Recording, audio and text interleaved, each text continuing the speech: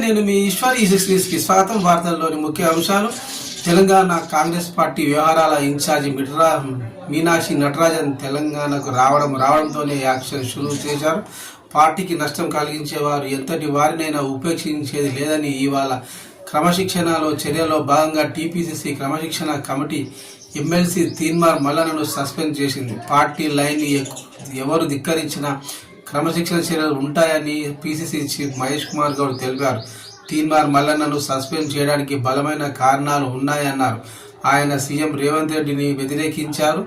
దాంతోపాటు కాంగ్రెస్ ప్రభుత్వం ప్రతిష్టాత్మకంగా నిర్వహించిన కులగణన పత్రాలను చించిపారేశారు. అంతేకాకుండా మంత్రి కోమటిరెడ్డి సోదరులతో కూడా ఆయన అంటిముట్టనట్లు వివరిస్తున్నారు. ఆయన పార్టీకి పెద్ద సమస్యగా మారాడు అంటూ ఆయనపై చర్యలు తీసుకోవాలని ఎప్పటి నుంచో ఇతర నేతలు కోరుతున్నారు. తాజాగా మీనాక్షి నటరాజన్ దృష్టికి ఈ విషయం వచ్చినట్లు తెలిసింది. దాని ఫలితంగానే నెక్స్ట్ డేనే సస్పెండ్ వేటు పడినట్లు సమాచారం.